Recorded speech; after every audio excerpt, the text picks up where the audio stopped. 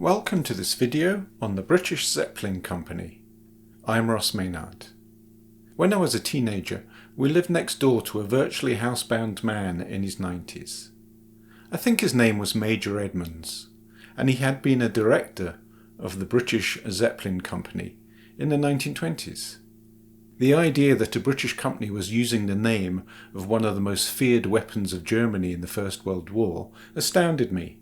I knew that Britain had been involved in the development of airships in the early 20th century, but the link to the famous German airships was something new. As an awkward teenager, I never inquired further of our reclusive neighbour, but I have wondered about it for decades. It's only in the internet age, and more recently with advancing AI tools, that I've been able to find out something more. Even now the story is hazy. Let me tell you what I've pieced together, and if you know more, please let me know. Chapter 1. Zeppelin. Let's start with the Zeppelin itself. Ferdinand von Zeppelin patented a design for a rigid airship in Germany in 1895.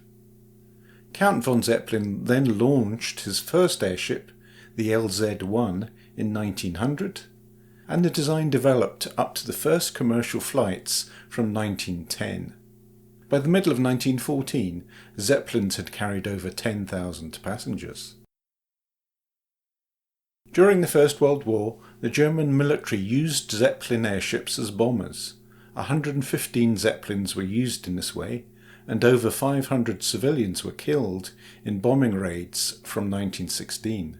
However, by 1917, British air defences had developed to deal with the airship threat, and 77 of the 115 Zeppelins used as bombers were shot down. The Zeppelin raids ended due to this high rate of loss. After the end of the First World War, commercial Zeppelin flights were allowed to continue, with regular flights within Germany. In 1924, the Zeppelin Company completed the construction of the USS Los Angeles, an airship built for the US Navy. The German Zeppelins used hydrogen as their lifting gas, but USS Los Angeles used helium. The airship was used as an observatory and covered nearly 320,000 kilometres before being decommissioned in 1932, and she was scrapped in 1939. In 1926, post-war restrictions were eased, and the Zeppelin Company were allowed to build much bigger airships. The Graf Zeppelin was completed in 1928 and operated the first transatlantic passenger flight service between Berlin and New Jersey. In 1929, she completed the first ever non-stop flight across the Pacific. In 1931, she flew a scientific mission over the Arctic. The Graf Zeppelin was withdrawn from service in 1937 following the news of the fate of the Hindenburg. In her lifetime, the Graf Zeppelin had flown over 1 million miles, making 143 Atlantic crossings and carrying over 13,000 passengers. Here are the specifications for the Graf Zeppelin. Crew of 36, with a capacity for 20 passengers and 20 tons of cargo. Length 236.6 metres, diameter 30.5 metres, height 33.5 metres. Gas 16 gas cells filled with 75,000 cubic metres of hydrogen and 30,000 cubic metres of Blau gas, which is similar to propane. Propulsion was 5 Maybach V12 engines, each developing 550 horsepower. Its maximum speed was 128 kilometers an hour. The second large Zeppelin completed was the Hindenburg, which first flew in 1936, having taken 5 years to construct. She was 245 meters long, compared to the Graf Zeppelin at 236 meters. Interestingly, some of the aluminium and copper alloy used for the frame of the Hindenburg was salvaged from the wreckage of the British airship R101, which I'll talk about later. The Hindenburg was designed to use helium as its lifting agent, but the market for helium gas was controlled by the United States. Helium was very difficult and expensive to produce, and its export from the US was prohibited. Consequently, the Zeppelin Company decided to use the cheaper hydrogen. Being even lighter than helium, the use of hydrogen allowed more passenger cabins to be built on the airship. The drawback of hydrogen, of course, is that it is highly flammable. The Hindenburg was only in service for 1 year, completing 10 trips from Germany to the United States and 7 to Brazil. On the 6th of May 1937, at 7:21 p.m, the Hindenburg arrived at Lakehurst Airfield, New Jersey. Minutes later, the ship burst into flames and crashed to the ground. 13 passengers and 22 crew were killed. 23 passengers and 39 crew survived. The causes of the fire are still not known with certainty. It's been speculated that static built up on the surface of the craft as it flew through stormy conditions, and this caused a spark when the landing lines were dropped. The aluminium frame of the airship was returned to Germany, where it was recycled for aircraft frames. Here are the specifications for the Hindenburg. Crew 40 to 61, with a capacity to 50 to 70 passengers. Length 245 metres, diameter 41 metres, height 33.5 metres. Gas 16 gas cells filled with 140,000 metres cubed of hydrogen and 60,000 cubic metres of Blau gas. Propulsion 4 Daimler-Benz V16 engines, each developing 1,200 horsepower. Maximum speed 135 km an hour, cruising speed 122 km an hour. The last Zeppelin to be built was the Graf Zeppelin II, launched in 1938. She was built to the same design as the Hindenburg, and also used hydrogen as a lifting gas, as the export of helium was banned. Following the horrific destruction of the Hindenburg, Graf Zeppelin II never carried any commercial passengers and was used for propaganda flights by the German military. The longest trip the airship made was in August 1939, when she flew north close to the British East Coast, with the purpose of collecting information on British radar stations. However, the spying mission failed, and the airship collected no intelligence. It seems that they were looking for radar signals on the wrong wavelengths. Great Britain declared war on Germany on the 3rd of September 1939, following Germany's invasion of Poland. In their preparations for war, the German Air Ministry grounded the Graf Zeppelin II on the 26th of August 1939. She was scrapped in 1940, with the materials recycled for aircraft manufacture. Chapter 2. The British Zeppelin Syndicate.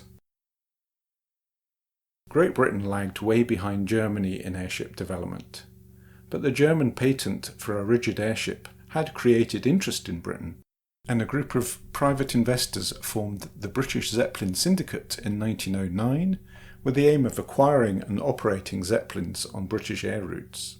The syndicate struggled to secure funding, and Britain did not possess the technological know-how to operate or maintain the vessels. Tensions between the nations escalated as Europe edged towards war, and the plans of the British Zeppelin Syndicate came to nothing. But the airship dream did not die. In 1914, a company was registered in the United Kingdom called the Zeppelin Company Ltd. The company formation records have not been digitised, but may be available at the National Archives at Kew, near London. I have not seen these records. In 1915, a company with the registration number 139128 was formed.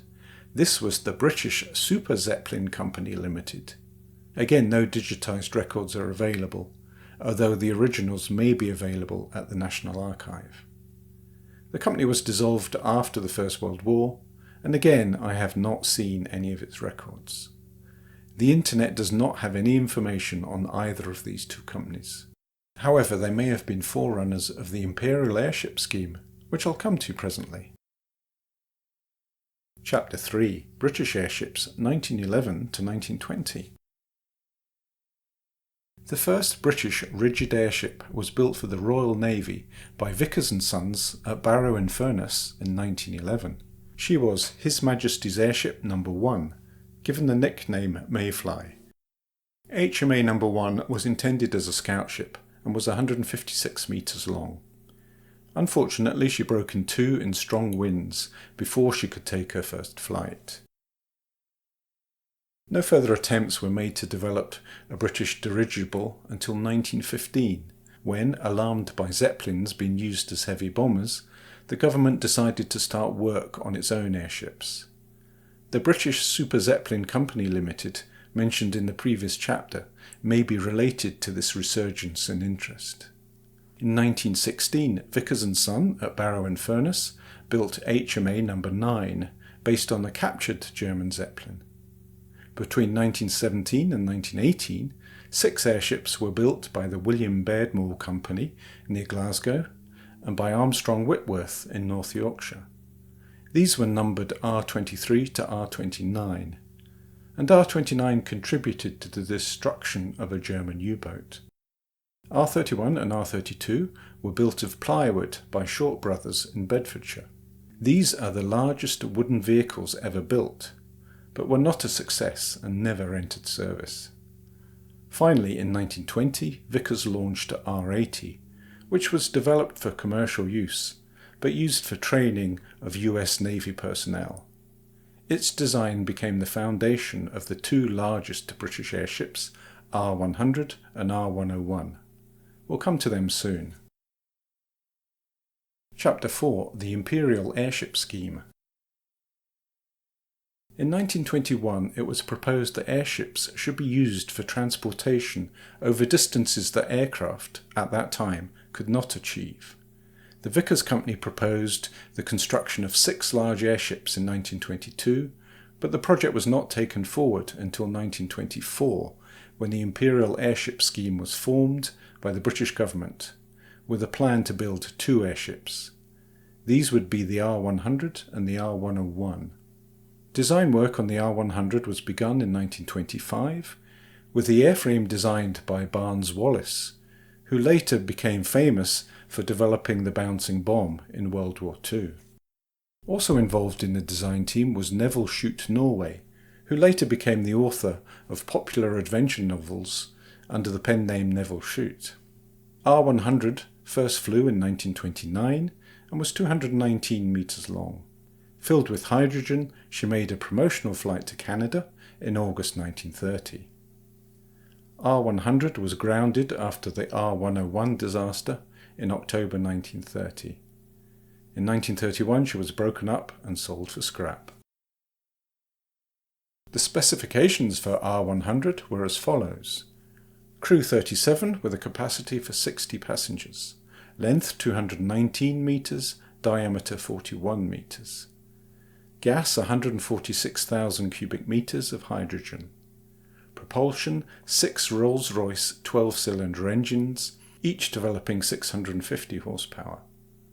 Maximum speed 131 kilometres an hour. The R101 was built at the Royal Airship Works in Bedfordshire.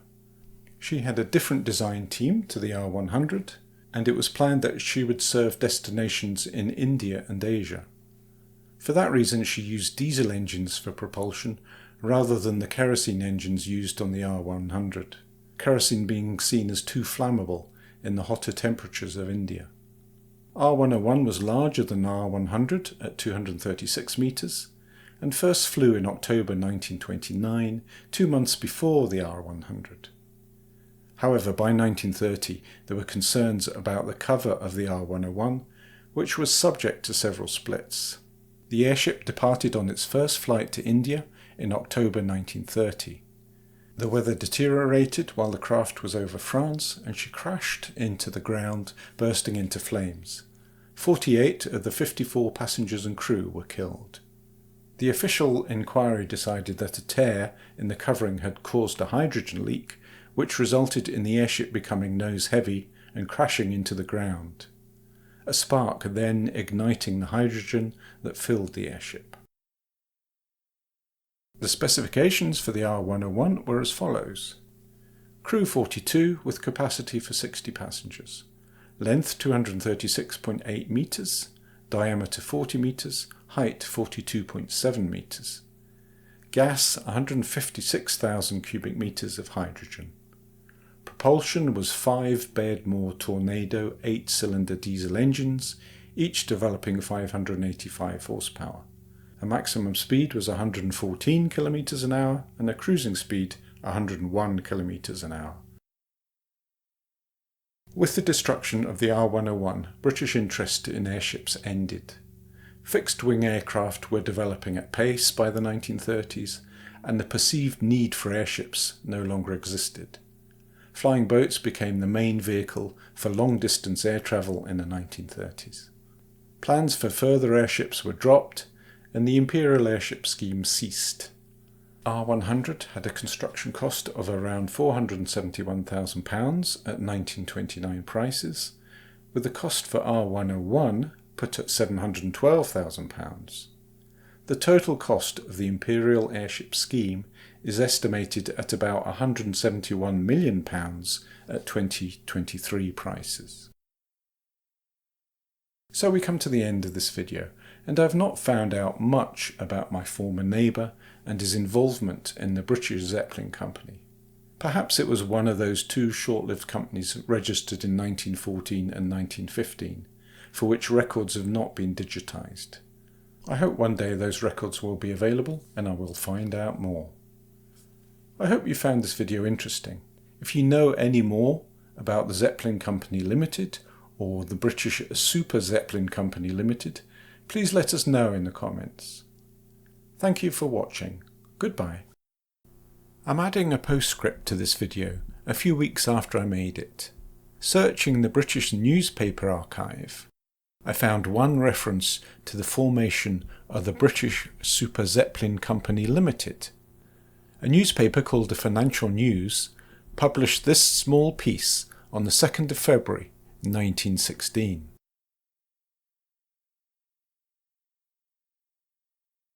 We see that the company was formed to develop aircraft, including airships. They may have been involved in the production of the airships that were built between 1917 and 1919 for the British Admiralty, and there are newspaper references to those craft, though none of the articles provide a direct link to the British Super Zeppelin Company Ltd. The company may have been short-lived, as I could find no other reference to it in the archives, although an article from the Daily Express in 1921 refers to the Air Ministry trying to sell its airships, including 2 captured German Zeppelins. I could find no other reference to the Zeppelin Company Ltd that was registered in 1914. So that's a small snippet of additional information.